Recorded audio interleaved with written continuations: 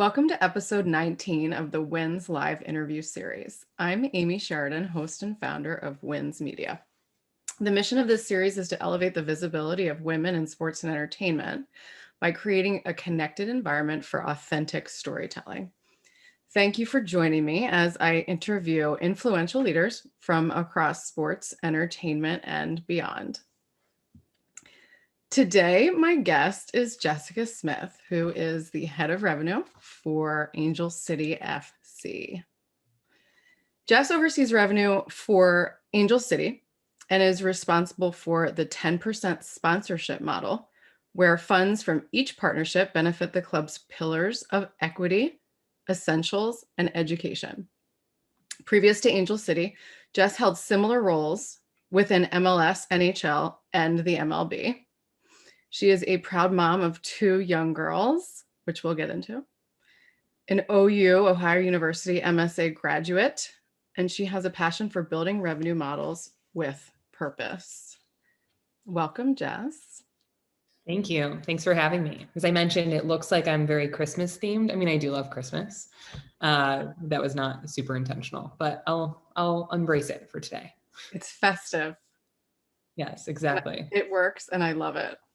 And I'm impressed, by the way. Your tree's already up.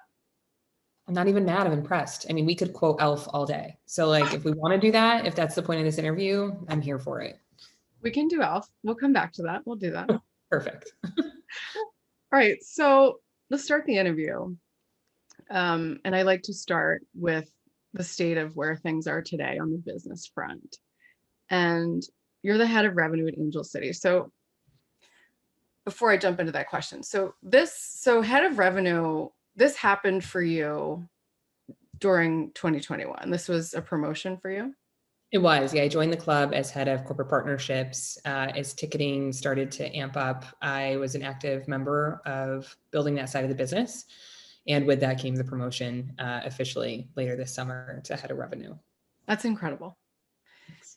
I can't wait to pick your brain around how you've done this and what your personal strategy is for success, particularly as it relates to sales and sponsorship, because your journey is just so impressive.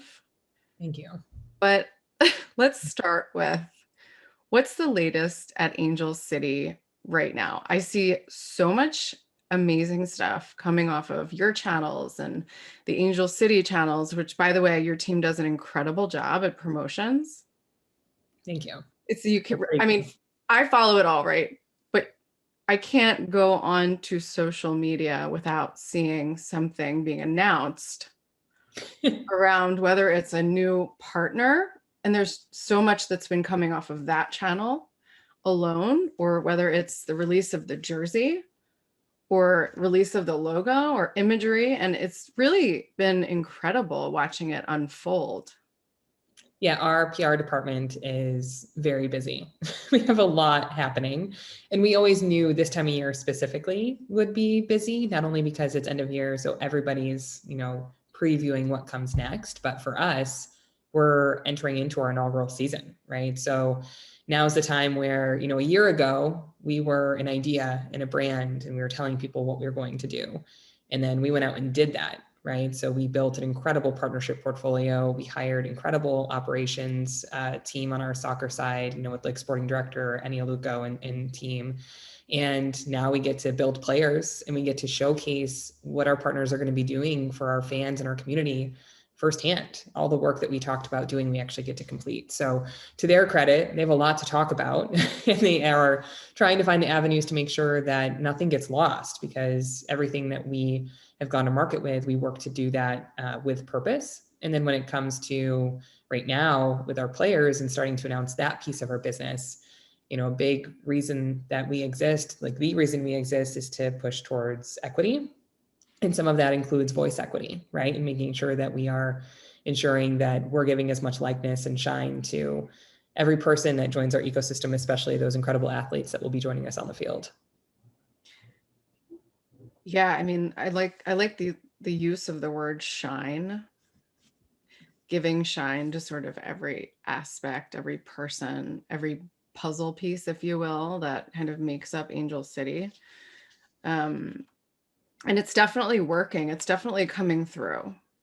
For me, I think as a fan of what you guys are doing, as you roll out new partnerships, it seems to me like they're really in line with not only your mission, but also the demographic and the fan.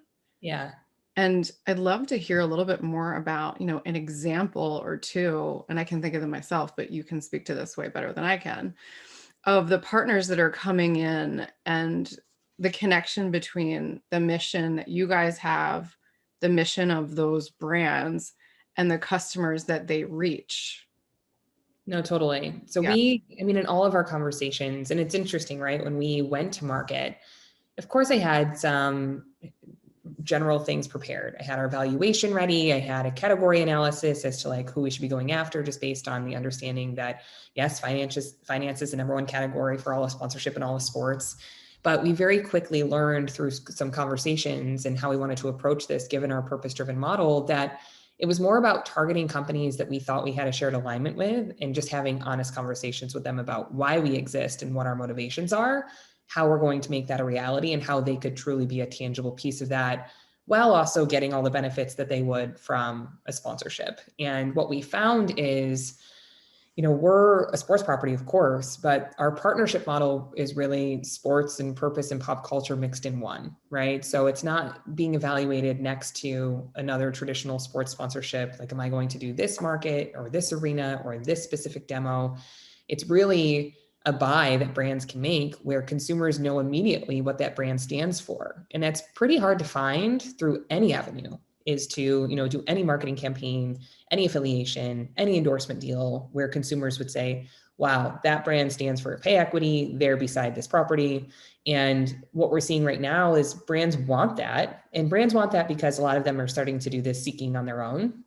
But to be honest, the consumer is also demanding it, right? So you look at the COVID consumers, people like myself, a mom of two kids, my mindset changed on what I wanted to value in my life every day, what products I'm aligning with, what I'm watching, what I'm intaking, what I'm feeding into my life. So did everyone else's. And then you have the next generation of consumers in Gen Z that are holding brands very accountable and will only really spend their money or affiliate themselves with people, teams, entities, et cetera, that they feel are representative of themselves. And it's just completely different from 20 years ago, when people in sports specifically, you'd look at, what followed the league and then the team and then the athletes. Gen Z is following athletes, then team, then league. And of course, teams and leagues have a power because they embody multiple athletes, but like how you do that, right? And the environment that you make is really important. So to kind of get back to the brands and what we're seeing in that alignment,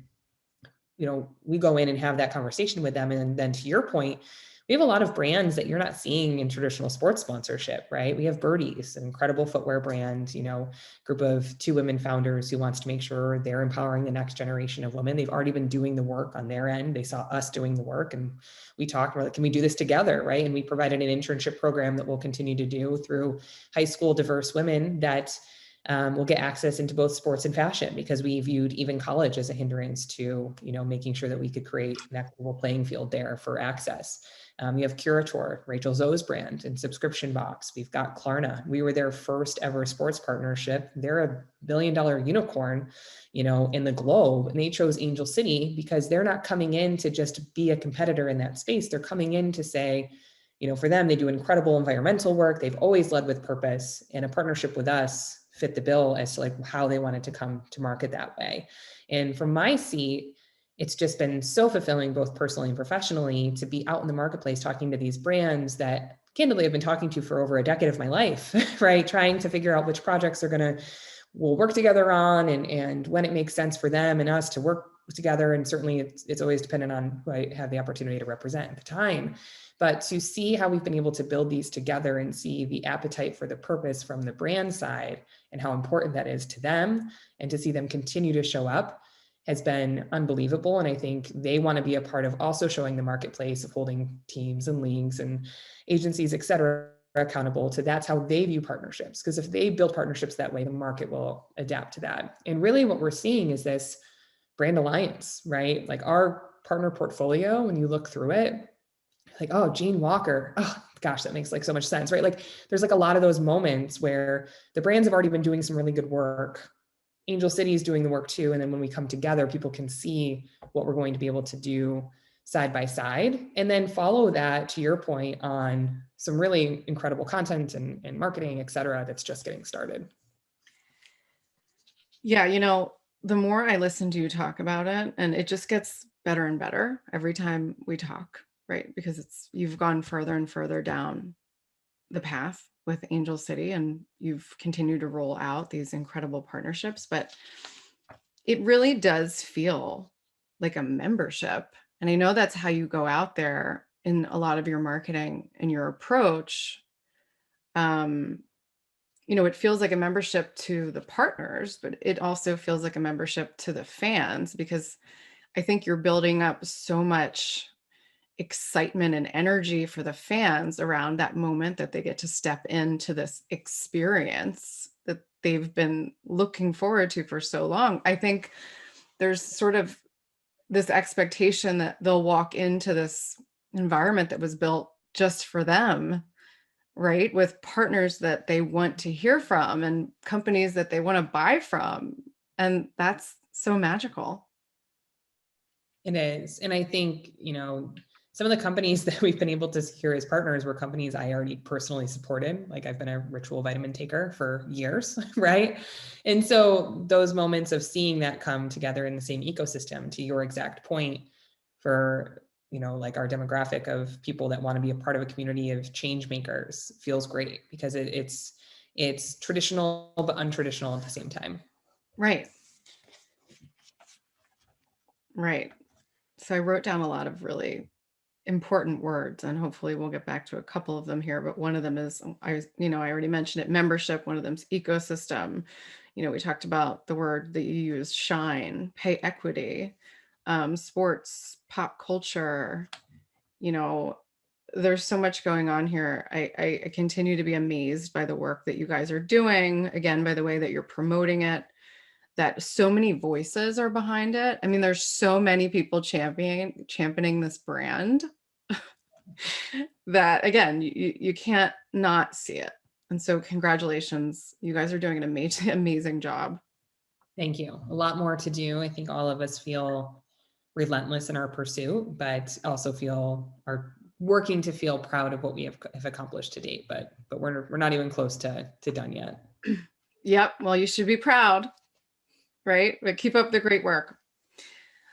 So when we spoke last year, which we talked about before the call, maybe it was this year, maybe it was last year. I can't remember. Who knows? I had you on IG Live, and you were preparing to welcome your second child.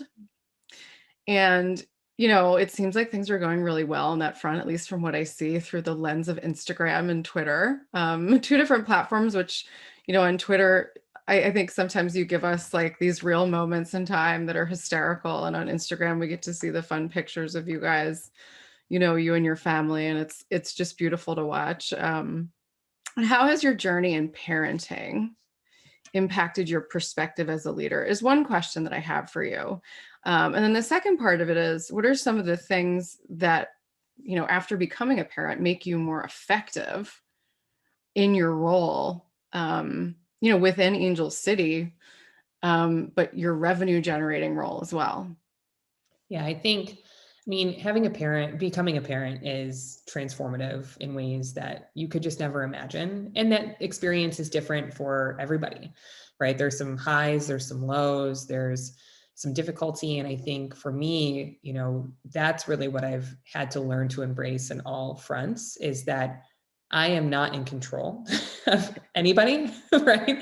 I can do my best and set up boundaries and prepare the best I can to create the best outcomes, whether, and I think that translates so well to leadership, right? I can, hire great people and trust them and nurture them as humans and leaders and make sure that they feel, like they're going to do what they can. At the same time, I can hold them accountable that like you are yourself, right? And like, so you need to make this your own, but also like, if you don't make it your own, like you're accountable for that. And I think becoming a parent has made that so clear to me, that before, as a leader, I certainly had moments where I would internalize other people's accountability and be like, this is because of me, when it had nothing to do with me, right? Or their performances at times, I really put that burden on myself around like, how do I get them to do this? And it was more around things that were out of my control versus like, of course, finding ways to like motivate and make sure that they feel like they have the tools they need and so forth. So that's like an immediate piece to like being a leader, that I've just realized that like my children are who they are. They were who they were the minute that they joined me. They were, I mean, in my womb even, like they are hilarious and challenging and energetic, and I can work to build life with them, but by no means would it ever work to try to like fit them into any box. But that's also where the most joy and most success comes from as well, are those moments that are unplanned and watching them achieve things away from you, and it's their achievement, you know, and they're doing those things. You've just, you know, you're a piece of it, but you are not it. So I think the second piece of your question, right, was just, you know, I think what was it like, how it impacted me just as like a human being? Yeah, I mean, bringing that role, the new perspective, I guess, into your role. Oh, the effectiveness. Yes. Yeah. And you answered it, right? You really answered both parts right there. And I completely agree with you. The control is an illusion. It is. There's no You way. know, yeah. So that's great. I agree with you. I'm right there with you on that front. I think, your kids are still really young. So to come to that realization, at this point is really a wonderful thing. And I know where you are. And yes, it doesn't matter how old a child is, they still know what they want. And in many cases, they are who they are. And we don't need to go down that whole philosophical rabbit hole with, Right. influence and, nurture versus nature. But yes, a control is an illusion, and allowing people to blossom and grow by supporting them, from your position, rather than, trying to influence or inject or shape or, I think it's a really powerful strategy that certainly translates into leadership in any role. Yeah, I totally agree. And I would say the other thing that has been really eye-opening to me that I now practice is boundaries. You know, I would never say no to like anything before. I would make it happen. And I definitely still have that in me, and I will always make it happen. But when I make that happen, may shift, right? I don't take meetings if I am home and not traveling between 5 and 7:30. And I try my best to not take a phone call, answer a Slack, etc., because that's their time and it's really our only family time. And there's days that I'm not here, and like that is what it is, and I've chosen that for work, but the boundaries piece, I think, has been really important. And it works on the other side too. Like we have tremendous childcare and help, so that I'm able to do what I need to for work, and my husband as well. And I need time that I can't be doing both, so I can focus and really be good at my job. So I think that's one other piece that has really helped me, I think, on all fronts. And it's started to leak over into other ways I can take care of myself too. Like, okay, I need to work out every day, like regardless of the family, regardless of work, like that needs to happen. And there's days it doesn't, but like for the most part, I think having kids shows you that you can set those boundaries and still do all the things if you just carve out those pockets of time. Yeah. Are you still running in the mornings? I do. So a mixture of like walking or hiking or Peloton, or we have the mirror as well. So we've definitely like built that up during COVID for sure. I've had the Peloton long before, but just having kids, as you know, is just, if I have 20 minutes, if I can maximize that literally in my house, it's been clutch. You have to give yourself a lot of credit. Okay. Because everything you mentioned is a lot of things. And I think when you talk about boundaries, yes, boundaries come up so much more now than they did a year ago, 5 years ago, 10 years ago. And certainly that concept comes to the forefront when you become a parent, like fast. you know, if boundaries weren't something that you were aware of or setting or had an understanding of before becoming a parent, it's like, hurry up, let me figure out this whole boundary situation. But, it's more than the parenting conversation with boundaries. It's an industry conversation. And I think, you've come up through this industry, you've held many roles, you're in sales, this is sports and entertainment. Sports and entertainment doesn't necessarily have great boundaries, right? As an industry for employees. And I think, not to get ahead of ourselves with the conversation, but when you talk about women in sports and the reason why there's only 20% representation in the C-suite, a lot of it is because of this being a 24/7 industry that doesn't cater to people, humans who are going into parenthood. It's not just women, it's parents in general. And if you're the type of person who wants to set boundaries around your schedule and also wanting to work in a 24/7 entertainment business, you have a problem, right? And I think what the industry is doing now is getting so much better at this. I had a conversation with Lauren Cochran at the Miami Heat, and she's like, the Heat is an organization that has created, a community and a village for parents.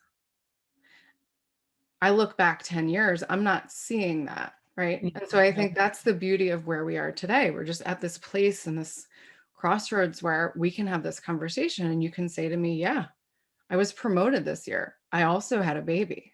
Right. No, it's huge. And I've had that realization myself and talked to many other men and women in the industry that have shared your same sentiment around like, wow, like the fact that that not only happened, but was right to happen and should be celebrated just as if, there should never be like a concern that that would even be a possibility, right? Of course it should be an opportunity. And I totally agree with you. I can't, without naming names, I just remember walking into one of the organizations that I worked with and meeting with HR and talking through, your entry paperwork and what the benefits are. And the woman was like, you know what, we have a great maternity leave policy. We have, the state gives you 4 weeks and we give you 2 more. And I was like, I will never have a child working for this organization because I just personally don't believe in that, right? Like it's not enough time.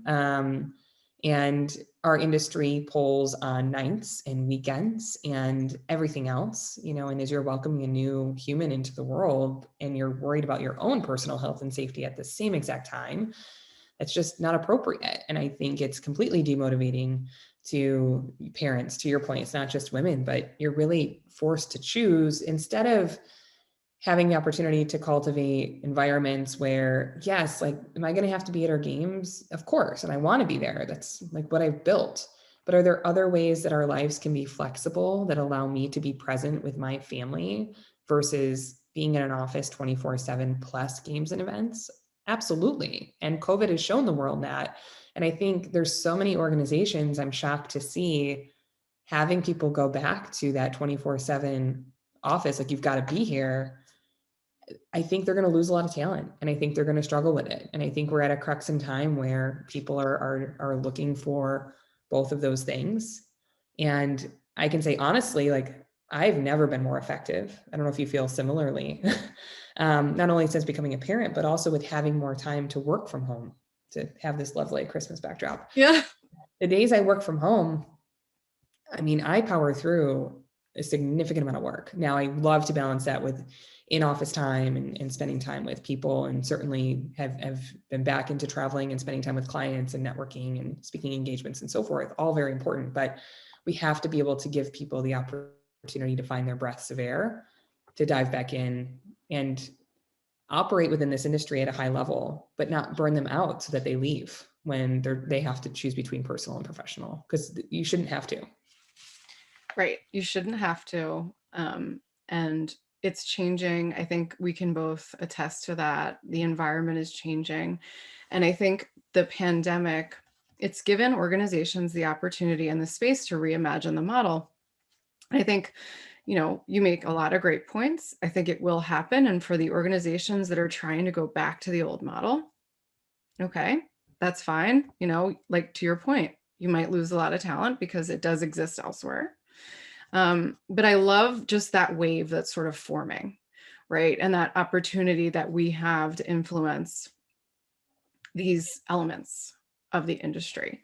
Um, so thank you for that. I think, you know, in addition to the question about, you know, how parenting has changed your impact, I just want to ask you a little bit, you know, you alluded to it before. You said, you know, I have had relationships with some of the companies that I'm finally working with now for a decade, you know, and I'm thinking to myself, okay, so you have a Rolodex of CMOs and people that you speak to and call and have built relationships with. But I would love to hear just a little bit more about your sales strategy. Like, what is your secret sauce, right? So I just am so impressed by your journey. So you've gone from one role to the next, you've moved up, you find yourself, you're now head of revenue for, you know, this really iconic brand that hasn't even launched yet, right? Officially in sports and entertainment. Like, what are some of the little tactical things that you do as a salesperson, right, that have gotten you to where you are today in your career? Yeah, I would say my overall sales strategy and how I lead in sales too, because this isn't always done, is to do what's right, not what's easy. And that's such a simple statement, but something that I keep in my head and when I'm thinking through representing the brands, representing the properties that I've had the opportunity to do that, and making sure that I'm building something that's right for both of them, that's right for the fan base, that's right for the community, and that feels good, right? Not transactional, not something that might be usurious on one way or the other, but really doing my part as the representative in that moment to do what's right. Now, of course, generating revenue is my job, right? And, you know, there's educated ways to go about that that are still doing what's right when it comes to, you know, market comps, certainly what they're getting, making sure that the valuations make sense for these companies. But there's difficult situations that arise as well, where there's competitive conversations happening in categories and you're trying to balance those. And I've just found that throughout my career, I've built the relationships I have because I've worked to be as honest as I can in those circumstances. Are they always easy conversations to have, or going back to somebody and telling them that's something they don't want to hear on either side of that table? Of course. But I've always viewed that as my reputation, not even just the company's reputation that I'm representing, because this industry is so small. And to your point, the Rolodex of CMOs, right? It's only so small too. And that ultimately, that mindset of like me selling that way led to this job actually, because that's when people asked around, when Julie Ehrman asked around, who's one of the co-founders and president of Angel City, who should I be talking to about sponsorship, to understand, multiple people, and she can't even tell me like exactly who, said, oh, you should talk to Jess Smith. She's really good. She'll tell you how it is, like, and she can help you like put this together. And to me, that was the ultimate. Sometimes you're in the mix with organizations, they want you to do something one way and you really don't want to do it that way because it doesn't feel good. And I never did. I never faltered, you know, and at times that meant that I was ready for my next step in doing something different. And this was the ultimate payoff of that, of just making sure that I stayed true to who I was at that time. So I know that's super long-winded, but honestly, when I think about sales, I don't think something that comes up enough is just finding organizations that you work with and leaders that you work with that you morally align with, right? Because you can get sucked into some situations in any area of sales, right, that aren't necessarily great, you know, if we're going to be honest about it. Yeah. Well, honesty, focused on reputation, doing the right thing. I mean, you're so smart and you have such great presentation. But to be able to stick to who you are and, to the point from before, have defined moral boundaries that have guided your career. I mean, that's incredible advice. That's incredible sort of insight for other people to think about, because sales is such a hustle and it's about numbers and it's about quota. And I'm certain, I know for a fact that a lot of people in that space might get caught up in the competition of it all and lose sight of those things that you mentioned. So Long term, you get both. Like, yeah, I mean, but it's hard to do. I mean, that's really hard to do. And it brings me to the next section, right? The other thing, I know that we've talked about, I mean, you stay active, you exercise, you shared that played baseball, right? Softball, baseball growing up. well, baseball until I had to play softball, actually. So I played baseball until middle school and I switched to softball. Awesome. So I want to hear a little bit more about that. I mean, you shared with me beforehand a story from your upbringing. I have it written down here as the white cleats story. But our discussion plays into this because it's very evident that your approach is not only strategic and methodical, but disciplined. And you definitely have that competitive spirit that comes through. So how you tell us the white cleat story, but also, in context, how did being an athlete train you up on your career, really? Yeah, I'll start with the story and my poor mom as I think back in hindsight. So I grew up with a single mom. She had me when she was 17. She does not follow sports. I mean, she does now only because she has a daughter that is fully embodied in the industry. But for her, like they were around, and of course I got my fill of the Buffalo Bills from my grandparents. But I would wake up on Saturday mornings. At the time, we would get the WGN channel, which would show both the White Sox and the Oakland Athletics play. And we were in upstate New York, so it was kind of like a random channel to get. But I would watch baseball quite often. And she just thought, okay, whatever, she wants to watch this thing, no big deal. I soon began to ask, like, I want to play baseball. I want to play baseball, and she's like, right, but like, would you rather dance? And I was like, no, no, I definitely want to play baseball. So the agreement was when I was 6, oh, thank you, Apple Watch. The agreement was when I was 6, if I took piano lessons, I could play, baseball. And so I played baseball, get drafted. She comes home, she's like, okay, you're going to be on the Oakland Athletics. I was like, oh my gosh, I was like, I need white cleats. She's like, well, no, we'll get you some cleats. And imagine, it's a 6-year-old, right? And she has no context to like what this means. And I need to get white cleats, mom. I need to have white cleats. Like, and she's like, okay. And mind you, like she's working 3 jobs and running around. And she's like, we'll get you a pair of cleats before the first practice. I get it. Eventually she does get me a pair of white cleats because I would not stop talking about it. And we show up to practice and the coach was like, oh my gosh, no way. She got white cleats. And my mom's like, what does this mean? Right. And at 6, I had understood that when I was watching the A's, like that was part of what they did. They wore white cleats. It was part of the uniform and it was something cool they did. My mom was like, of course, right? This little girl like sits in front of the TV, watches the A's play, and tells me that she has to wear them if she's going to be on that organization's team. So I definitely proceeded to tell other people they should have white cleats. That didn't happen with a group of 6-year-olds. But like I came to your point of discipline, like I came to play the way that I should have. But playing sports for me was, a huge outlet and a huge opportunity for me to build my personal community and teach me skill sets. My mom is incredible in so many ways, but also she was growing up and was also not given the tools to be an effective parent in a lot of ways either. And she didn't know how to guide me in much else besides survival, right? So having coaches and teammates and watching other families have different life circumstances and questioning why and getting access to conversations that are asking things like, are you going to go to college? Like that wasn't something in my family's, breath at the time. It just wasn't possible, just given where we were economically, right? So it just really opened up for me, and I was a good athlete, so I was often recognized for that. It opened up the opportunity to build that world and start to have outside resource to know what could be possible for me that wasn't just within my small inner family circle.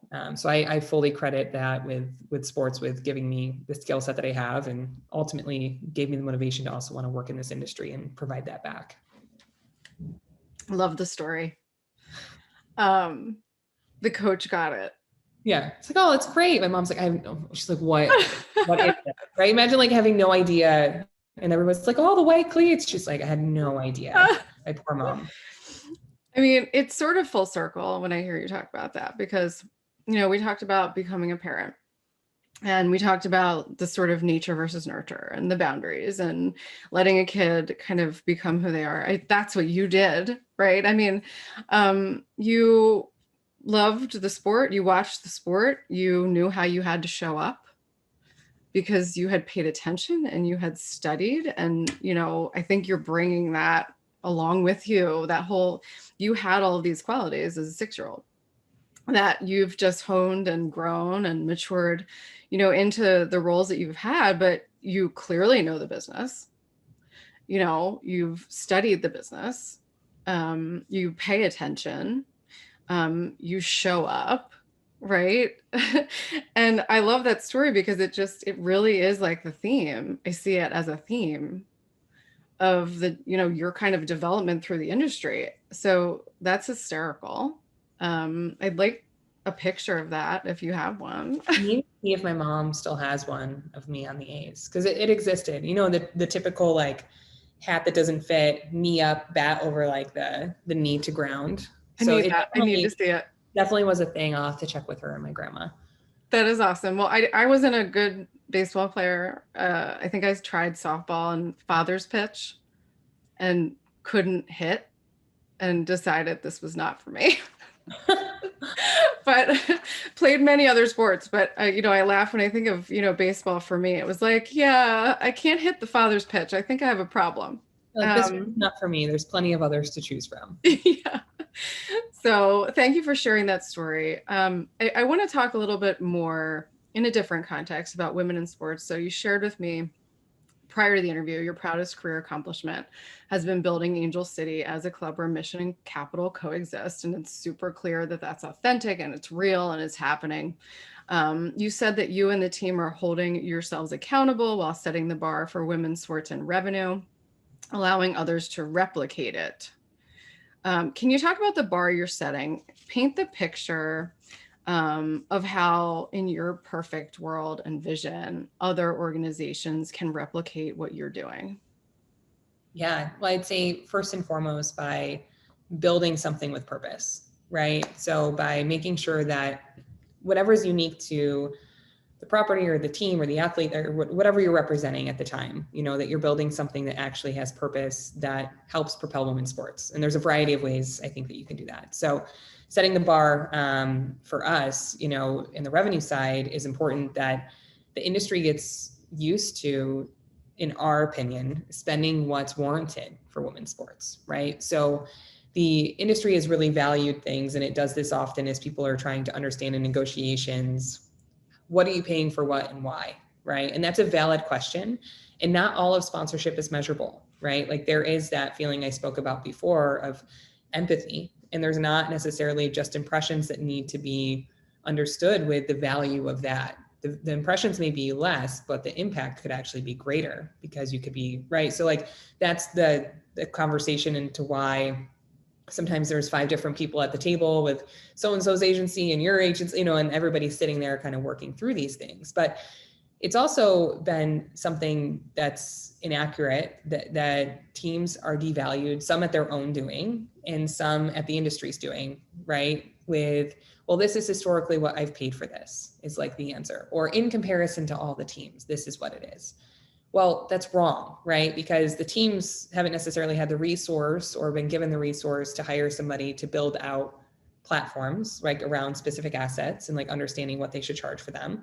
And also the value is actually much higher. So like it's, as we all know now, it's not just about broadcast. Broadcast is super important. And like, of course, like there's things about that we cannot ignore and how that we're going to see there. But the power of the athletes, especially now given social media and who's wearing your jersey and where it's going to be seen, how they're interacting with all of your partners in and out of locker rooms and in the facility itself, that needs to be valued too, right? So having a player like Kristen Press is a big deal. And having her on the field wearing our kit is a big deal and should be taken into account when you're talking about valuations, not just the valuations of the property itself. So there's just less inclusive mindsets in the marketplace as to why you should make a rate card what it should be. And we were very unapologetic when we went to market that way, right? We said, absolutely not, we're charging this. This is why. Like, we certainly have answers to that question, and we certainly know that we warrant more dollars given things like Natalie Portman being our owner, among many others, and 14 former U.S. women's national team members, to your point, backing our brand, bringing people to our ecosystem, giving us validity in the trek that we're on here. But it should allow others, and we've seen others already, have the confidence to go to market asking for more money. And what we've also shown in value is actually above what we've been charged in the marketplace in many ways so far, even from the tangible side. So it also allows the market, brands, agencies, to start looking at these opportunities with eyes that are paying a fair rate, in our opinion. So it seems really basic, but it's not something that was done. And we had to be a little bit of the see it, be it of an organization, right? Because a lot of the naysayers, like, women's sports isn't profitable, brands aren't going to sign up for that, there's no way somebody would buy this for that. And we just had to say, like, we're not listening to any of that. We know what we're building, we know what the value is and what the value should be. We built it, we got the value from some incredible partners, and now they have helped us show that they also value us that way, and that speaks volumes to their brand portfolio as well. Yeah, I mean, one of the platforms you stand on is pay equity. And your strategy and what you're talking about with how you went to market and asked for what you were worth and what you needed is so, it's just, I don't even know what the word I want to use is, because that conversation around pay equity speaks to any woman who doesn't really know how to approach the conversation of how to ask for what she's worth. I think, I didn't really connect on that off the bat, but I think standing for that, you going out to market like that and saying, no, we're not going to devalue, we're not going to apologize and come at this from some sort of meek, vantage point, weak, we'll take what we can get. You know what I mean? No, you put a stake in the ground and you said, no, this is what this costs and this is why. And if you don't want to come on board, we will move right along to the next partner. I think that's an incredible lesson and example, not just for other organizations, other women's sports organizations that want to duplicate what you're doing, but for any human being who needs some inspiration on getting what they're worth, asking for what they're worth unapologetically. And that's scary. Oh, it's very really, really scary. And I think for me, like, years past, I was definitely not confident enough, or did I have a support system around me to have conversations like this, or resources like what you're providing even with this conversation, so people can tune in and hear conversations of other people doing this and doing it successfully, and seeing people, take advantage of, like, in a good way, like, what this can mean for our society moving forward. All of it fits together, right? I think we're just at a point in time, to your exact point, where society is not going to accept it any longer. And when somebody says something, like, I've been in meetings, with brands, and they'll, well, historically we do trade deals for product. I said, well, we are not going to do that. And I explained to them, those deals are actually very detrimental to teams, because if we don't have cash flow and resource, then our valuations aren't high, and then we don't get any investors, right? So, like, even those small pieces play a big puzzle. You might cover the costs of $1 million worth of product, but if you're not showing cash flow into your organization, you're not really even recognizing that piece of it. So there's, like, so many small things like that. And then personally, to your point, I think a lot of women, in my world at least, are just having these moments of confidence where they know their worth, and they can see that they've painted whatever that looks like for them, right, too. Like, it's not just monetarily, it's time and, respect and authorities and different things like that. And I just see a lot more women asking for what they want, and not taking things just to take them because they think they have to. Yeah. The other piece of it that you do so well, just by simply knowing your industry and your business, and, being so super educated on the topics that you cover, is showing up with answers and doing the research. So it's one thing to go in and ask with confidence for a number or salary. It's another thing to go in with confidence to ask for it and then have the information to back up why. And I think what you guys have done, it's just so clear that you have all those answers. You've done the work, you've done the research, you have the backup. And so, yeah. Wow. I've never had somebody say so many nice things to me in like a matter of 46 minutes. So this is lovely.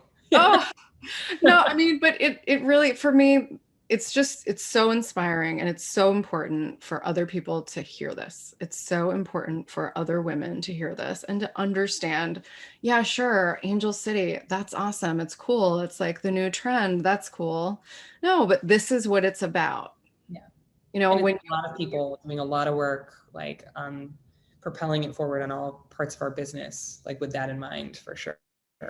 It's very strategic, and it's very forward thinking and inspirational. So it's like, when you buy that jersey, you're supporting this concept that is groundbreaking, right? And so, with the potential of being so influential to the future, not just for the business, for all the people in the business and for all the fans and for the communities. So it's really symbolic and it's really incredible.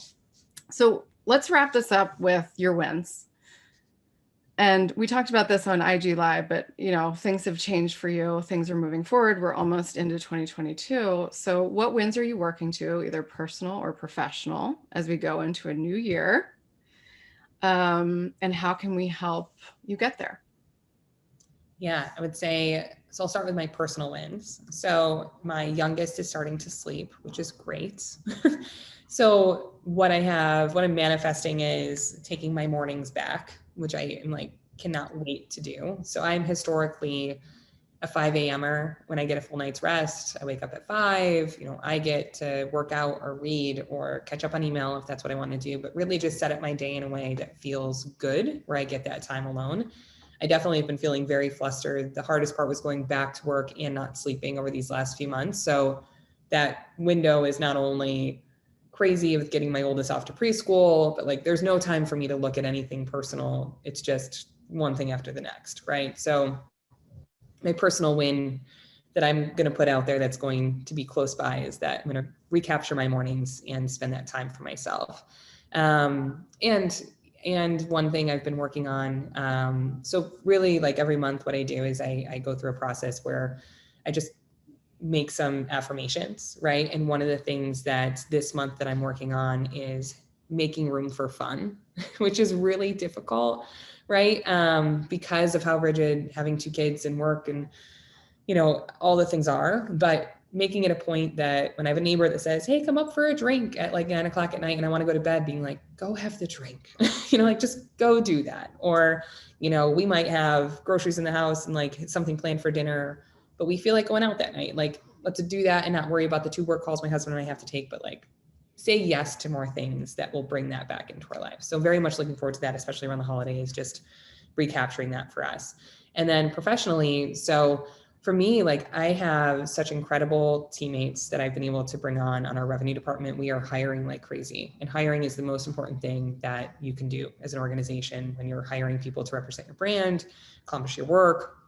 Certainly in my seat, I take it really personally because it's a part of building this alone at the beginning, and then being able to hand that off confidently to make sure that the vision that we have out there gets not only like completed, but evolves, right? With intent, right? As it should, through the right people is really important. So the win there is that I have such incredible teammates and look forward to additional ones that are going to join our team, coupled with some different lines of thought that we're starting to think through as to what Angel City can mean in the marketplace beyond just building our soccer club. And we already know that that's out there, right? So this conversation in totality, right?